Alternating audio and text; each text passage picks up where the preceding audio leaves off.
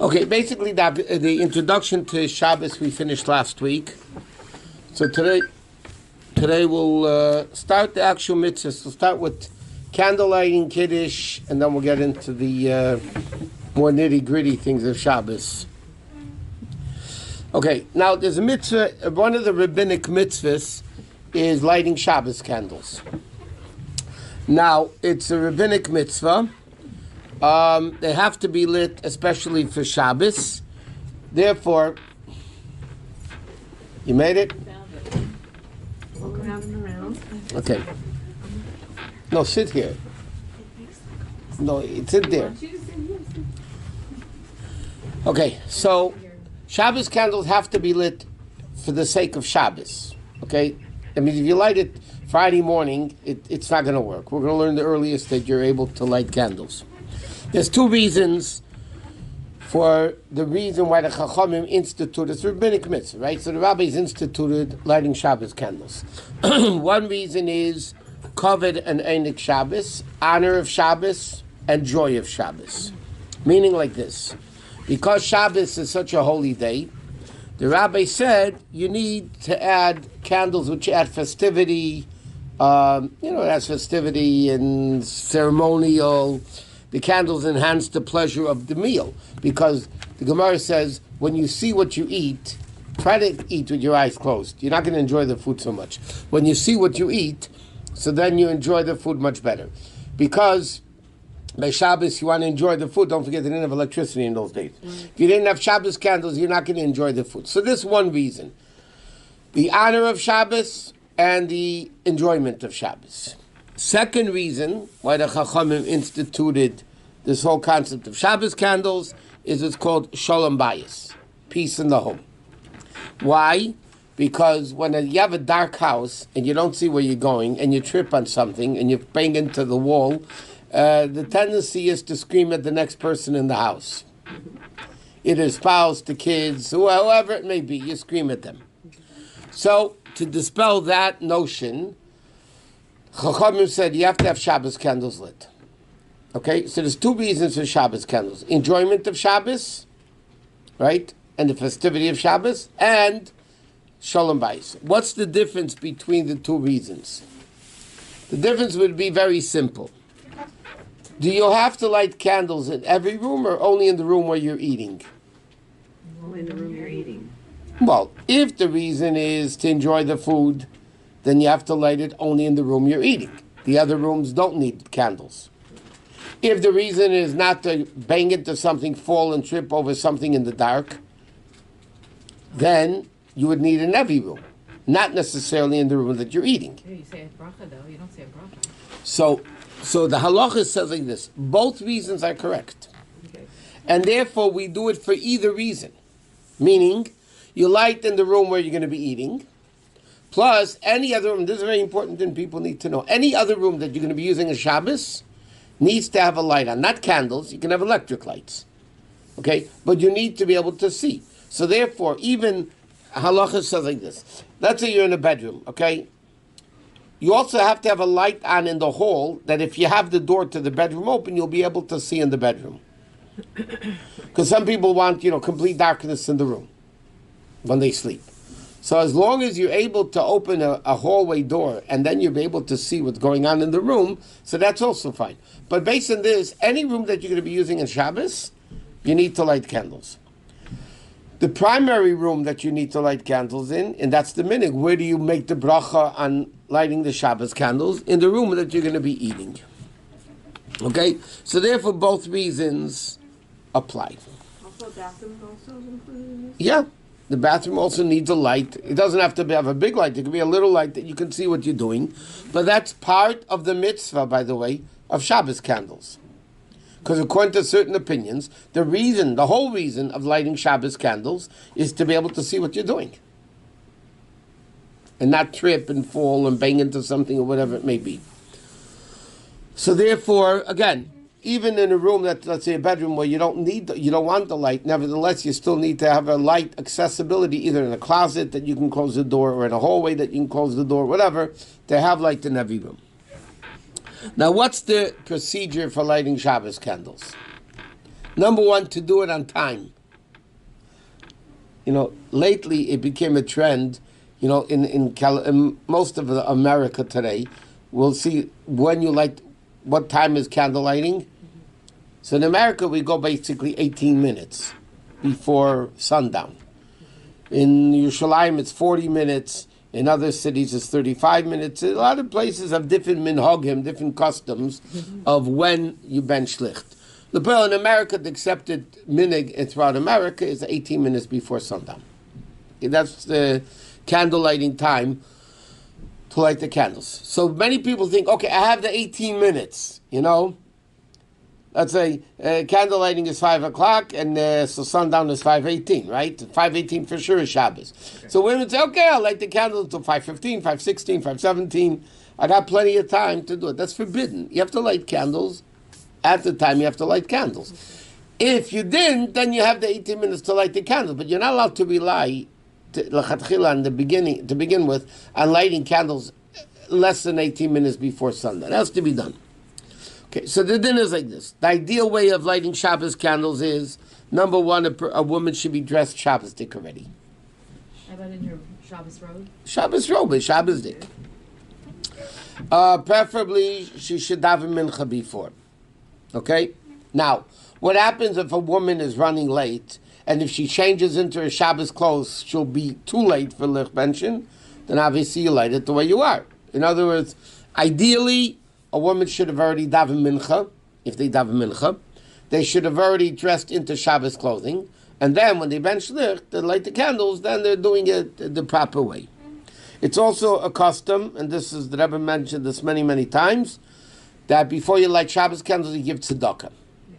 It's an old Jewish tradition that before you light the candles, you give tzedakah. When a woman benches, this some women are not aware of. When you light a candle, sometimes it catches on, but the whole wick is not lit yet. It takes, ideally when it comes to Shabbos candle, you should light it until the whole wick is lit. It's part of the mitzvah l'chatchila, that you should do it. Most of the wick, the flame will be burning well before she removes her hand, to complete the light. What? Is that like Hanukkah also, right? Hanukkah also, yeah. Yeah. Next, the woman should look at the candles when she's done lighting, and it's an auspicious time for women to daven for whatever they need. So women not only make the bracha, many women stay behind closed hands for a while davening whatever they're asking Hashem for. Go back 1 second. Yeah. So when you light the candle and you wait till the entire wick is lit, if you move on to the next candle and all of a sudden that one didn't really catch and it stops, can you go back? You can go back until you finish lighting all the candles and they're all lit. We'll see exactly when Shabbos begins. Okay. There's different opinions when Shabbos begins. Now, another interesting thing, the obligation of Shabbos candles is really on the home. If a man lives alone, he has to light Shabbos candles. If their kid's living alone, they have to light Shabbos candles. The obligation is on the home. Why are the women given the job of lighting? Why is it called their mitzvah? Okay? So it says in halacha two reasons. Number one, she's home more. It's her domain. Secondly, because Adam Rishon, the Medrash says, was the light of the world, and she caused Adam Rishon to sin, so she extinguished the light of the world. So therefore Hashem said, you have the ability to rekindle the light of the world that you caused through the Eitz Hadas, the original sin, that you should be able to do it. But it says in halacha clearly that if the wife is running late, the husband shouldn't care about his wife screaming, and he should just go ahead and light. Oh, really? Yep. If it's running late, in other words, it's the house's mitzvah. Oh, okay. Let's say, for instance, a wife is away and the husband's alone. Yeah. So he has to light Shabbos candles. Yeah. Boys in the yeshiva dormitory have to light Shabbos candles. Not necessarily everybody in their own room. They can have somebody lighting for everybody in the dining room. One bacher could light for everybody in the dining room. But the obligation is basically on the house to be able to do it. Okay? Now, Even though some people do, some people don't. But Alter Rebbe does bring it down, even though in Beis Rav they say they didn't do it, but the Rabbeim were different. That the man should also be part of the mitzvah. If there's a man in the house, the man prepares the candles. And in fact, it says he lights them and blows them out because then they're easier to light afterwards. You ever try lighting a candle that was already lit? It lights much quicker than a candle that... Yeah, I have to. If not, we'll give you a science class. We'll take you back to preschool.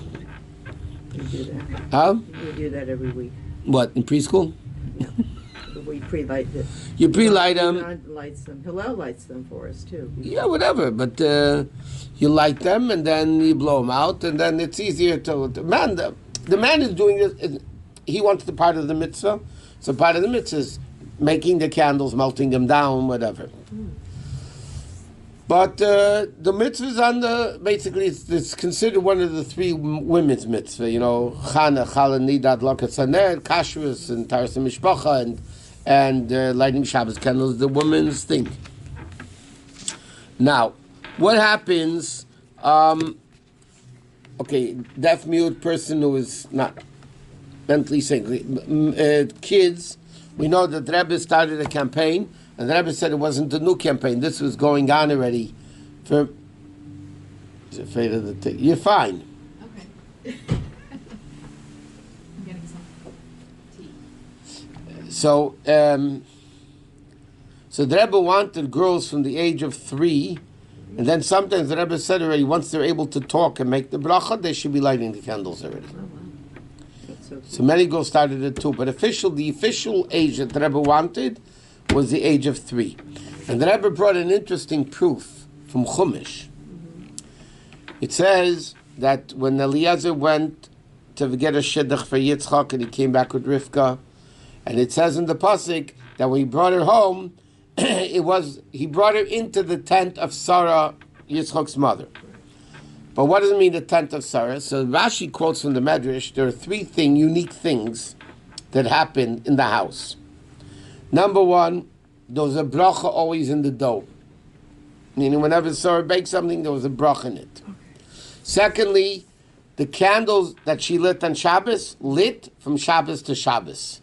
Miraculously, the candles just stayed lit the whole week. Wow. Thirdly, there was Anan Kosher, there was a cloud over the tent giving it shade. So these 3 mitzvahs, the Rebbe interesting says, really are the 3 mitzvahs women have to keep. The cloud over the tent represents mikvah, taras mishpacha, family purity. The bracha in the dough represents kashrus. And lighting Shabbos candles. So it says, when Sarah died, those 3 things stopped. When Rivka came into the house, they restarted again. The 3 miracles that happened in the house. How old was Rivka according to Rashi is an argument, but how old according to Rashi was Rivka when she got married? 3 years old. So even though she wasn't bat mitzvah yet, or bas mitzvah yet, but nevertheless you see from Chumash that she lit candles at the age of 3, and not only did she light candle, but there was even a bracha in the dough that the candles lit from week to week. So this is why it's important for... And the Rebbe said, years ago, the world wasn't so dark. So you didn't need so much light. Now that the world is darker, spiritually and everything, so you need more light. So when the little girl lights candles, she actually illuminates the entire world with the Shabbos candles. So the Rebbe said, and people, we would say to the Rebbe, it wasn't our custom. In the Alter Heim, like in the old home in Europe, it wasn't our custom. So the Rebbe said, the Rebbe answers, very sharp answers from the Rebbe about this. One person, the Rebbe said, and reading newspapers was the custom in Europe. And putting on makeup was the custom in Europe. All of a sudden, those customs you could do. And this custom you can't do because it wasn't your custom then. The Rebbe said, why are you reading papers and watching television? And he didn't say watching, but he said, why are you wearing makeup? That's what the Rebbe answers in printed. Reading newspapers and doing other things. It also wasn't your custom. But good things you do. So this definitely you should be doing. And the Rebbe explained even more, by the way.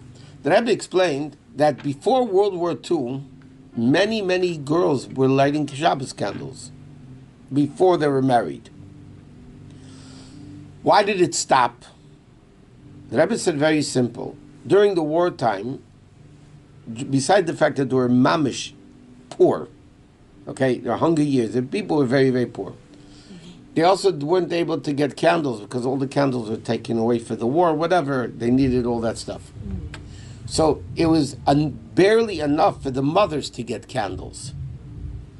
So obviously the mother's obligation is on the house. That's a stronger obligation than the girls. But the girls couldn't ben shlich because they physically weren't able to. There was not enough candles to go around. So the Rebbe said, nowadays, though, there's no reason why they shouldn't be lighting candles. And go back to the earlier customs where women used to light candles. And there's no reason for it. Why are they lighting candles? It's a very simple halacha. Chinuch. Education. Just like little boys wear tzitzis and they bench lulav and esrog, and little girls do, the things that they're supposed to be doing. You do it for educational purposes. She also has to do chinuch for the girls to do it. And there's no reason not. By the way, there was another interesting thing that Rebbe pointed out. Girls that are in dormitories, whether in high school or seminaries, wherever they're in a dorm, then halachically they have to light. At home, they're yaitza from the mother. They fulfill their obligation through the mother. But if they're alone, for sure, halachos shchunoch says they have to light. So then for sure there's not an excuse that because they're single girls don't light. That's only maybe if they're home with the mother lighting, so then they don't have to light. They're part of the mother.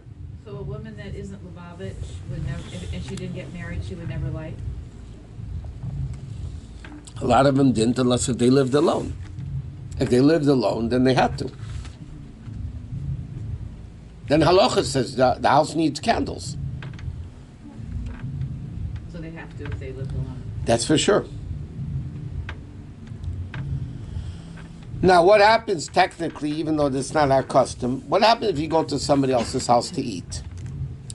So technically, you could be yaitza from their house, from their lighting. But the minig is, we know that married, single girls are married women, like their own candles anyway, even in somebody else's house. And the question is another interesting question.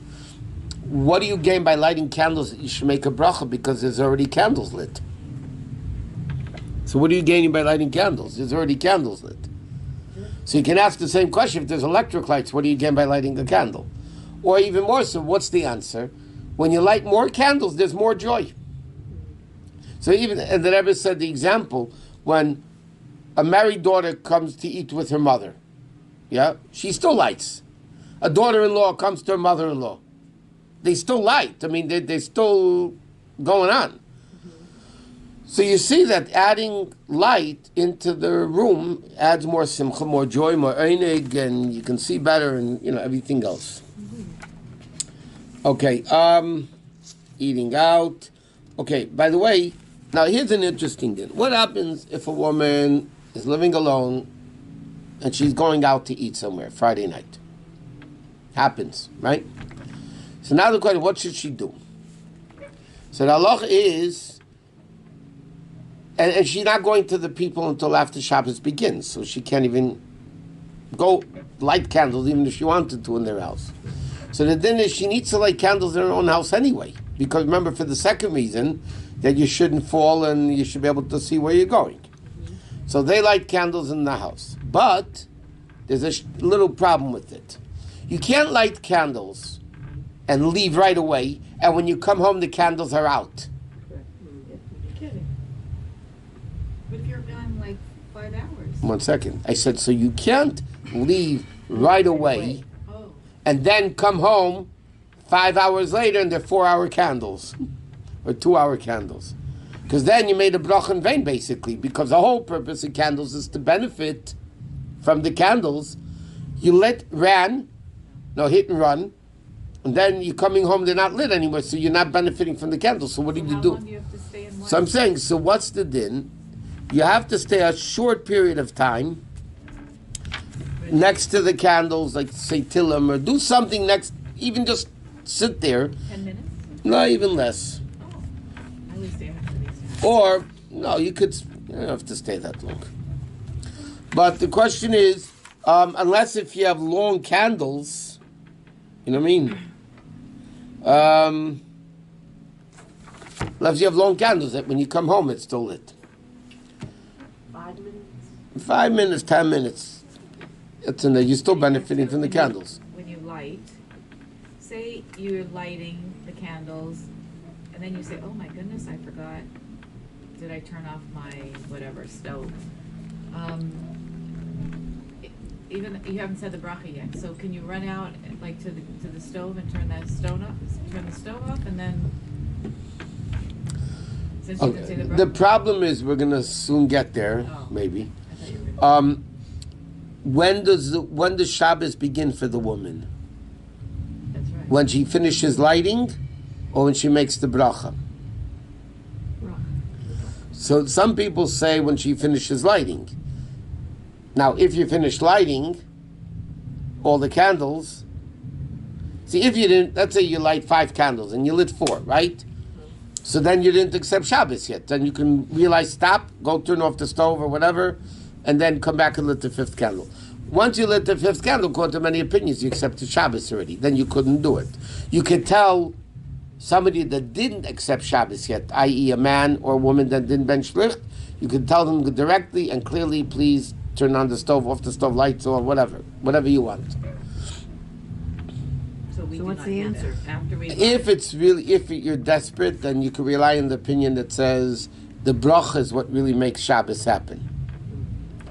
But again, according to the Alter Rebbe, he does bring down an opinion.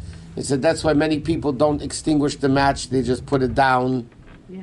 Okay. Why? Because once you finish lighting all the candles, even though you didn't make the bracha yet, you still accepted Shabbos, so you can't extinguish a fire in Shabbos. So you put it down and it extinguishes itself.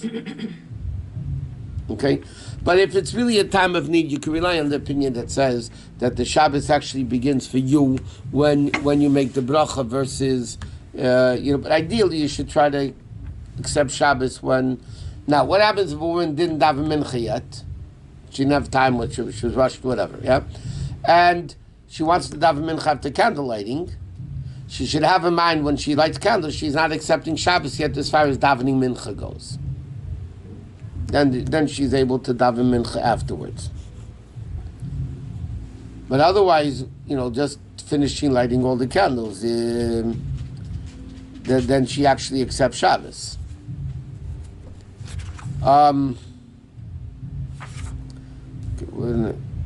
This is just something else I wanted to mention.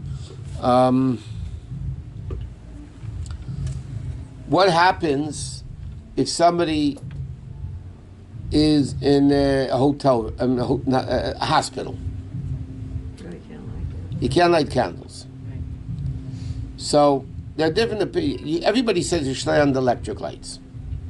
It means turn on the electric lights. You cover your eyes, make the bracha like you normally would, and then if somebody's in the hospital, they could tell the nurse later that they should please close the light because you're sick. Then the guy could close it for you. But over there, we hold you can even make a bracha on the candles on electric. Some people say you can't, but the way we hold, if it's electric lights, you can make a bracha on it. Because again, what's the purpose? To have light in the room. This is light in the room, so you can make a bracha on it. Have those the little ones? The battery-operated tea lights, they also have, yeah. You can do the same They thing give there. those out actually. Yeah. From the chaplain. Yeah, in some hospitals. Cedar. They sometimes give the double, We have whatever, the, the we different have the- types that they have. But, huh? We have the electric candles too, besides the tea lights. Yeah, they have both types, but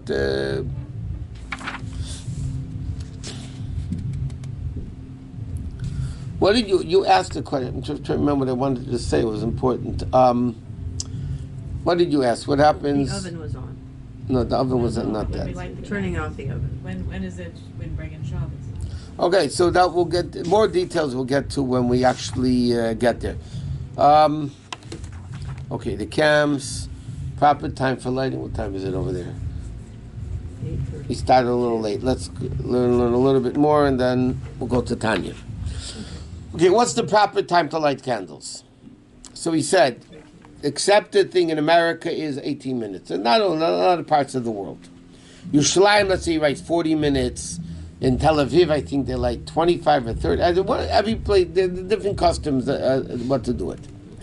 Okay? Now, how early can somebody light Shabbos candles? Oh, plug them in. No, plug them in. Such a scholar. Because What's Plaga Mincha? It's on our phone too. What's Plaga Mincha? It's the earliest we can light. 45 halakhic minutes. You figured What? it. You told 45 halakhic minutes. No. 51 halakhic No. minutes. An hour and a quarter halachic. Oh, an hour and a quarter, yeah. An hour and a quarter of halachic hours before sundown. That's the earliest one is allowed to light. Even not in the winter though, right? Why not? So early. Like 2 o'clock. Well, if you want. No, it's not going to come to. Not here. It's not going to be If you 2. want to Well, light it. 4:30 is 4:20 at some time, so you light at 3:30. The earliest in LA, by the way, is 4:25. So That's the earliest candle lighting in LA. For this week. For the winter. No, B'chlal, the earliest candle lighting ever in LA is 4:25. Oh, ever in LA. In LA, in New York, it's 4:11, and here it's 4:25. Okay, depending on when sundown is. So you have to figure. How do you figure out? Remember, we learned how to figure out halacha, guys. You take sunrise to sundown. How many minutes there are in the day divided by 12? That's how long each halachic hour is. So in the summer, I'm sorry, in the winter. Now it's winter still, right? In the winter, a halachic hour is approximately 50 minutes. That's close, 51. Okay, what? I said 51. That's close. No, that's not halachic hour. Okay, halachic hours is again an hour and a quarter before sundown. Okay, so let's say now in LA an hour is 50 minutes, so then an hour and a quarter will be 12 and a half minutes. Quarter of 50. Hello, math. 4 times, yes? I go to the app. I look on the app. yeah, that's all. Huh? Okay, so you're looking at 12 and a I half can't minutes. do all this. I can't do all this. 12 and a half times 4 is 50. Yeah, nobody learned math here? Many years ago. Okay, yeah. So then, Plaga Mincha would be 62 and a half minutes before sundown. 62 and a half. If the hour is 50 Makes minutes. sense. That's right, that's math. That's But it's not always. It could be 51, it could be 49, it could be 53. How do you know how many minutes there are in a day when? I mean, do you have to look all that up too? You have to- Now you can get it on Zmanim. You can get Yeah, I know. exactly. Yeah, but that's a plug gave them you in. the But I don't app. have to figure it out. I can just go to plug them in. Yeah, because they figured it out for you. Yeah, I don't need to go. What? How many minutes this day has? What? Let's say you don't have the calendar, you don't have an app or whatever. So what would you say safely? Like, would you say, You're talking the earliest? yeah, would be a half an 50 hour, would be 3/4 of an hour? What would be the safest? You could say a whole year, you could for sure light a half an hour before Shabbos starts, or 3/4 No, of an hour. an hour. An hour? Yeah. A whole year. Yeah, Makes because it's sense. only. Well, summer you can have more. Summer could be, Yeah. Or it's just winter. An hour and a half, an hour and 3/4 She's sometimes. safe. She's saying instead of an hour. So I'm and saying quarter, if you do it an hour before sundown, you're safe. you're safe. But it would depend. Every time would be different. that's, Why would they want to do that? Because in the summer it starts at Some people want to do it. Even in the winter, something comes up. You have to go. You have to do it. These things happen. For kids. It's more practical in the summer. People that bring Shabbos in early, so they want to know what time we can bench licht. Yeah, I get it now. So you're having dinner at 9:30. I'll never be able to do math now Yeah, that we we can have. do all. Okay, let's go to time.